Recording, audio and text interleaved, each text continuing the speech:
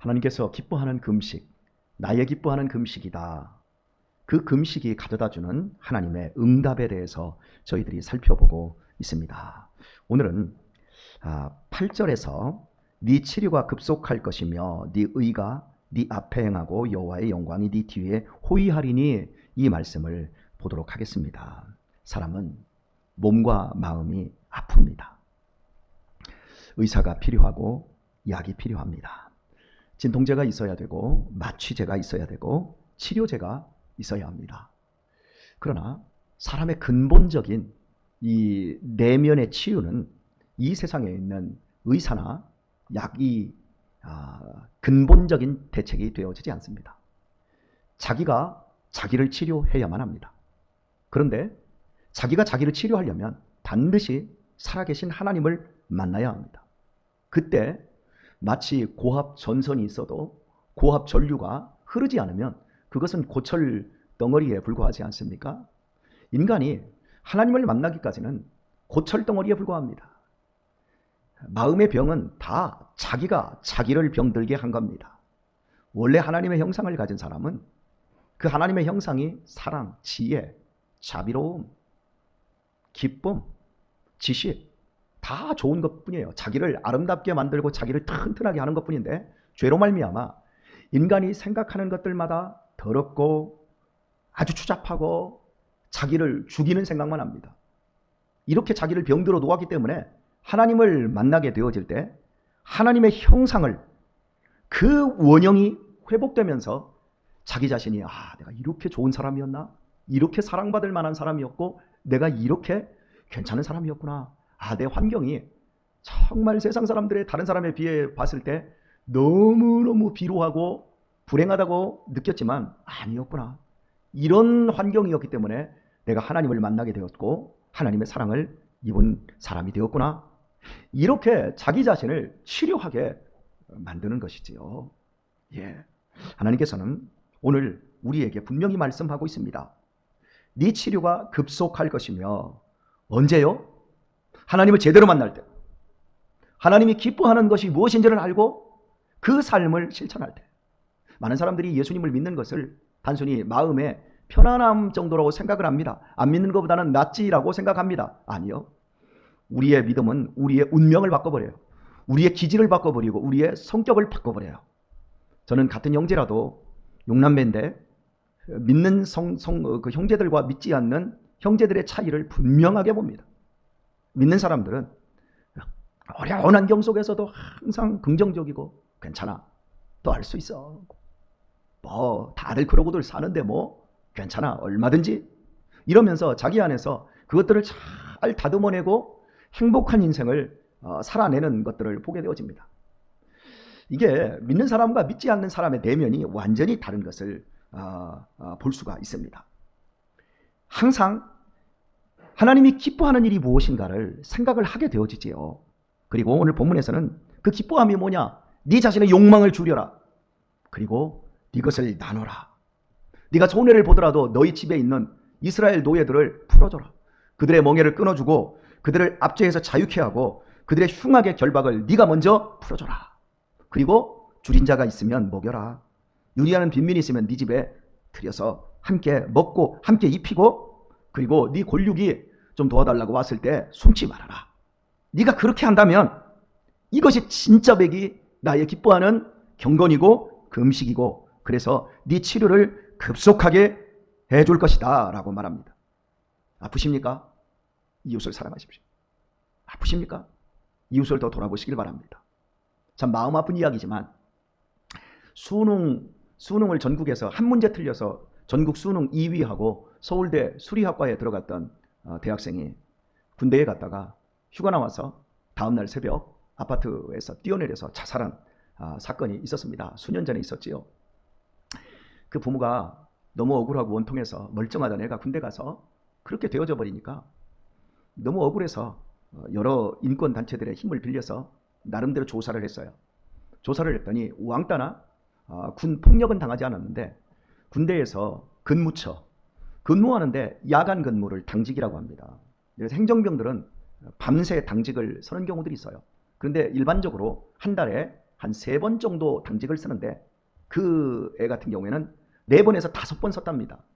당직 쓰는 거 쉽지 않아요. 밤새도록 깨워서 전화 받고 소리 종료하고 이게 쉬운 일은 아니에요. 힘든 일이에요.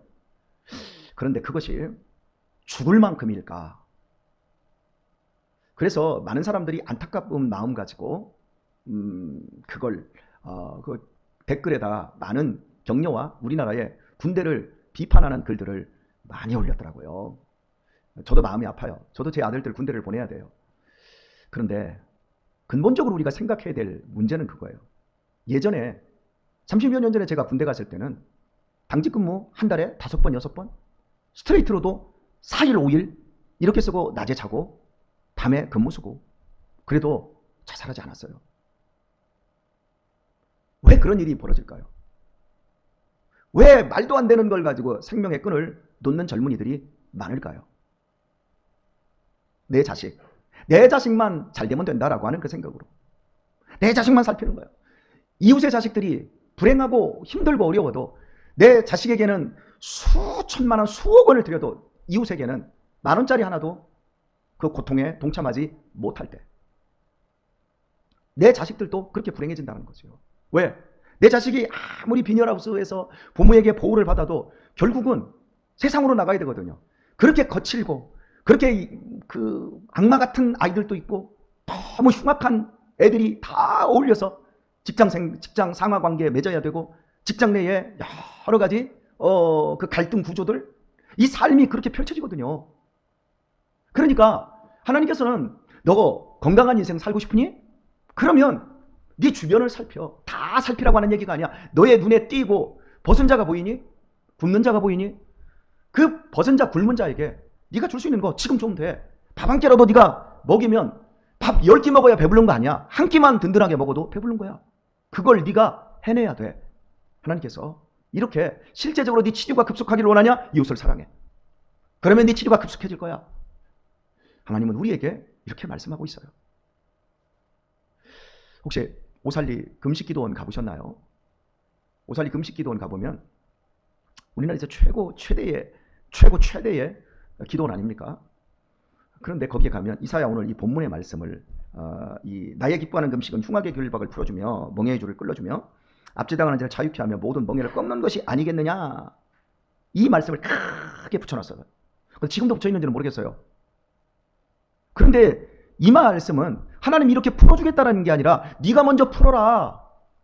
그러면 내가 이렇게 조건으로 네 치료를, 네 인생의 빛을 아침빛같이 비춰줄 것이고 네 치료가 급속하게 할 것이고.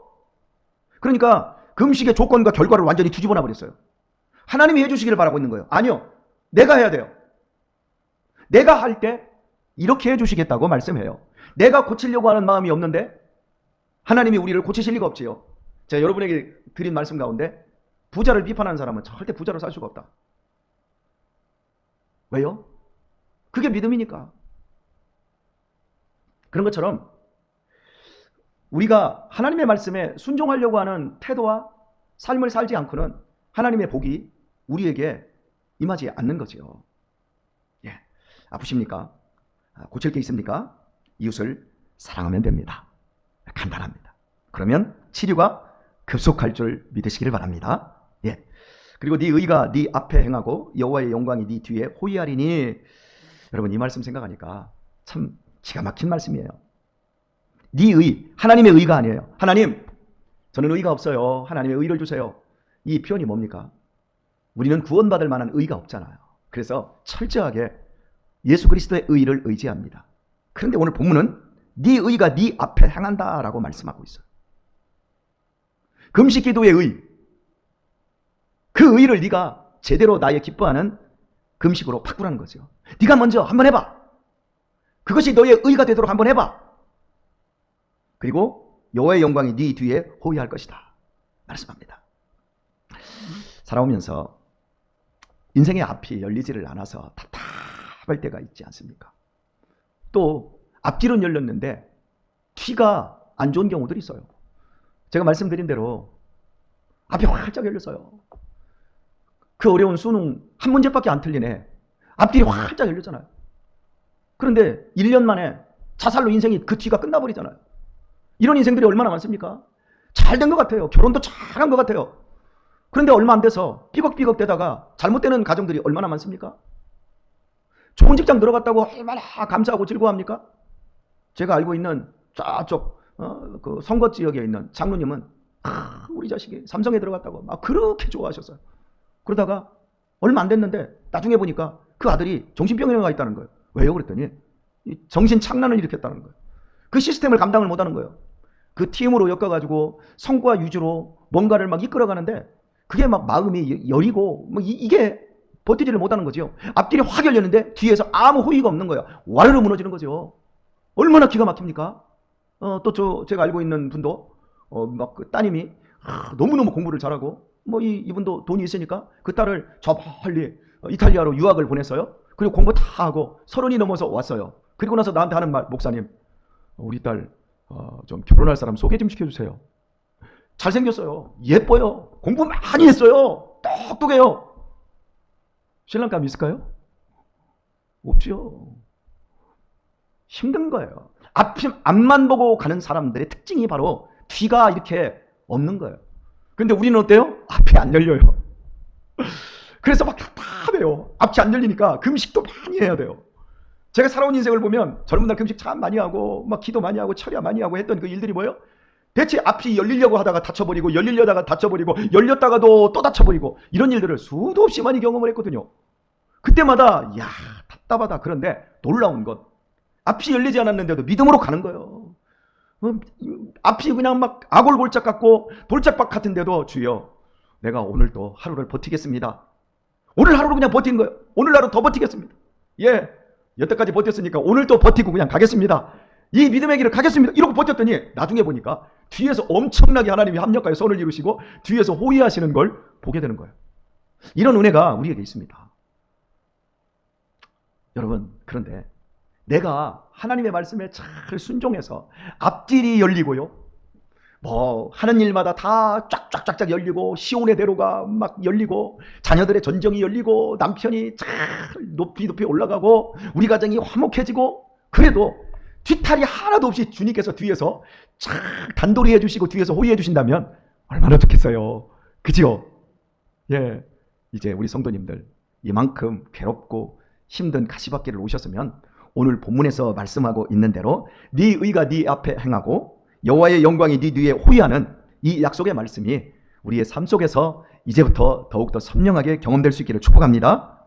예, 하나님께서 앞길을 열어주시고 뒤를 보호해주는 이 이야기, 때로 우리가 살아가면서 어디로 가야 될지를 모를 때가 있어요. 어떻게 판단해야 될지 모를 때가 있어요. 어떻게 주사위를 던져야 될지 막막할 때가 있어요. 그때 하나님께서 우리에게 간단하게 보여주셔요. 너 이웃 사랑해. 너 이 문제 풀어지지 않아? 그럼 한번 이번에 크게 한번 네가 이 문제만큼 고민하는 만큼 한번 네 이웃을 위해서 선교와 구제를 위해서 교회를 위해서 네가 뭔가 한번 해봐. 하나님이 우리에게 이런 사인을 주실 때가 있어요. 그때 우리가 순종하면 풀어지고 하나님이 열어주시고 이끌어주시고 인도하는 경험들을 분명히 합니다. 이것들은 경험을 해본 사람은 알아요. 참 안타까운 것은 많은 사람들이 믿음을 이야기하고 믿음의 삶을 산다고 그러지만 이 믿음의 삶을 많이 누려본 사람이 많지 않다라는 것이 느껴져요. 어차피 우리야 물질이 많지 않습니다. 물질도 물질의 맛을 아는 사람들이 욕심을 내요. 그 맛을 아는 사람들이 욕심을 내요. 그런데 물질의 맛을 모르는 사람들, 물질의 힘이 뭔지를 아는 사람들은요 절대 돈을 그냥 안 놔둬요. 왜요? 그 돈이 있어야 힘이 되고 돈이 있어야 앞이 뚫린다고 생각을 해요. 그러니까 그 돈을 이웃을 위해서 쓸 수가 없는 거예요. 다 제 투자를 위해서 쓰는 거죠. 그런데 자식들이 병들고요. 남편 부부관계가 깨지고요. 왜? 뒤탈이 많거든요. 그런데도 불구하고 계속해서 물질이 돈이 앞길을 연다고 생각해요. 아니요. 하나님이 열어주셔야 돼요. 그리고 하나님이 뒤에서 단도리를 해주셔야 돼요. 우리의 이 호흡하는 것, 숨 쉬는 것, 우리의 맥박, 우리의 몸의 모든 신진대사 다 그 모든 것 하나님이 붙잡아 주셔야만이 우리의 인생이 되어져요. 저는 그걸 점점 더 많이 느껴요. 잠 한숨 드는 것도 하나님이 은혜 주셔야 잠들고요. 잠이 깊이 드는 것도 하나님이 은혜 주셔야 잠이 들고요. 소화시키는 것도 하나님이 은혜 주셔야 된다는 생각이 더욱더 많아져서 예전보다 기도할 때마다 하나님 이거 먹고 뒤탈 안 나게 해주세요. 저 지금 뒤탈 났어요. 속이 안 좋아요. 어제 저녁에 한 11시쯤에 잠이 들어서 한 2시 정도에 잠이 깼어요.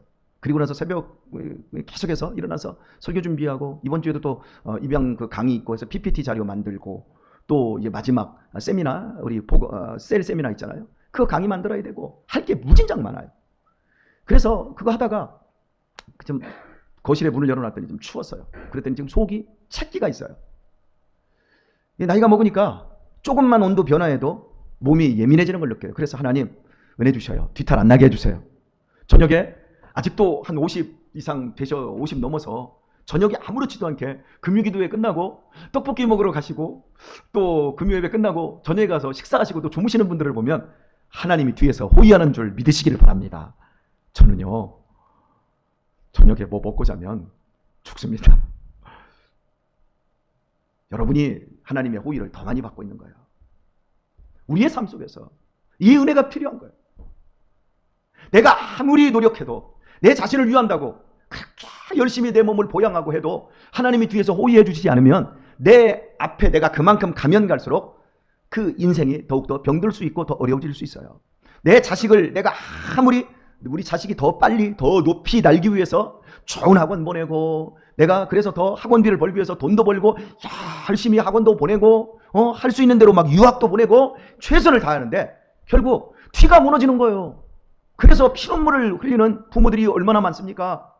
앞뒤를 모두 우리는 볼 수가 없어요. 그런데 우리는 믿음으로 하나님께서 주신 말씀대로 이웃을 사랑하는 그 것으로 우리의 삶을 자꾸 드리면 되는 거예요. 우리의 성도들을 함께 돌아보고 나보다 좀 못한 성도들을 참 살펴주고 그렇게 보다듬어주고 함께 셀에서 소그룹에서 그런 연약한 사람들이 있으면 도와주고 막 해주는 거예요. 저는 그 우리 아내와 일주일이면 최소 한 3번에서 4번 정도는 공단에 있는 그 공원이 있어요. 공원에 나가서 아내와 산책을 해요. 산책을 하고 조금 뛰기도 하고 그 시간을 즐기는데 얼마나 아내와 함께 행복한지를 몰라요. 여보 산책하자. 그러면 그렇게 뭐 진종일 공부하고 연구만 하다가 잠시 일어나서 당신 그러고 있으면 큰일 나. 좀 나가자 하고 이제 나가서 아니면 또 제 아내가 먼저 나가기를 원합니다. 나가요. 근데 나갈 때 제 호주머니에다 10,000원짜리 한두 개씩을 가지고 가요. 그것도 주일날 오후에 갈 때는 반드시 돈을 가지고 가요. 6월 6일날 현충일날 엊그저께도 가지고 나갔어요. 왜냐하면 거기 가면 그 운동장을 동남아시아에서 온 외국인 근로자들이 와서 축구하고요. 그쪽에 또 테니스장에다 배구 네트를 해놓고 배구를 해요. 그래서 저도 같이 배구도 해줄 때도 많이 있어요. 그런데 그 동남아시아인들이 와가지고 지들끼리 연애를 해서 애를 낳아요. 애를 낳아가지고 거기 와가지고 그 여자들이 애 조그만 애를 데리고 와가지고 그 휠체어에 뭐라고 이거 유모차 데리고 와가지고 조그만 애들이 둘이 있어요. 그러면 제가 가서 아이고 예쁘다 훌륭하다 그러면서 제가 그 애한테 10,000원짜리 쥐어줘요. 쥐어주면서 엄마한테 맛있는 거 사달라고 그래 이렇게 하면서 제가 걔네들한테 그 10,000원짜리 하나씩을 줘요. 그러니까 맨날 나를 기다려요. 거기서 나 나올 때까지 기다리는 것 같아. 그러니까 돈이 없는 날은 못 가. 부담돼서. 그 돈이 있으면 가자 하고서 딱 줘요. 얼마나 기쁜지 몰라요. 여러분 그랬더니 딱 지나가니까 이제 막 다 인사를 하는 거예요. 동남아인들이. 왜? 동남아 사람들이 여기서 사랑받나요? 여기서 경영하는 사람들이 월급도 제대로 안 주고 얼마나 핍박하고 얼마나 악랄한 사람들 많았습니까? 그래서 그 사람들이 여기 와서 일하면서도 마음을 안 여는 거예요. 그런데 제가 그렇게 하니까 막 얼마나 화사하게 저를 맞이하는지 몰라요. 그럼 제가 그래요. 제가 목사입니다. 예수님 믿으세요. 그러면 그 사람들이 다 이거 돈 주면 막 이러잖아요. 이렇게 부처님 하는 거예요. 예수님 믿습니다. 예수님 믿으세요. 그러면서 그들이 믿든 안 믿든 하나님이 그거 보시면서 좋아할까요? 안 할까요? 고아와 나그네와 과부들을 대접하라 그랬는데 여러분 저기야 그 사람들을 뭐 집을 사줬다는 얘기를 하고 있는 게 아니에요. 여러분에게 괴리감을 주려고 하는 얘기가 아니라 동감을 유도하기 위해서 이 말씀을 드리는 거예요. 내가 하면 할 수 있는 거예요. 충분히 할 수 있는 거예요. 내가 한 사람 나 아닌 다른 사람을 도와줄 때 여러분 하나님께서 내 자식들을 뒤에서 호위해 주십니다. 앞길이 열리게 되어 있습니다. 우리는 이 삶을 살면 되는 거예요. 내 수준에서 내 수준이 아닌 것을 하라는 얘기가 아니에요. 하나님이 우리에게 너한테 큰 빛이 되라 하지 않았어요. 큰 소금이 되라 하지 않았어요. 소금 되라. 빛이 되라. 그 공간에 가면 제가 빛이 되는 거예요. 그까짓 거 10,000원짜리 하나 때문에. 일주일에 한두 번 만나는데 그 사람 내가 토요일날 안 가면 한 번밖에 못 만나요. 그런데 그 한 번, 두 번 때문에 빛이 되는 거예요. 그리고 하나님이 기뻐하시는 거예요. 넌 내 자녀다. 내가 책임질게. 내가 호의해 줄게. 오늘도 사랑하는 교회 여러분, 내가 할 수 있는 그 속에서 우리의 앞길을 열어가고 뒤에서 하나님이 호의해 주실 수 있는 그 은혜로운 삶을 살아가실 수 있는 성도님들 다 되시기를 예수님의 이름으로 축원합니다.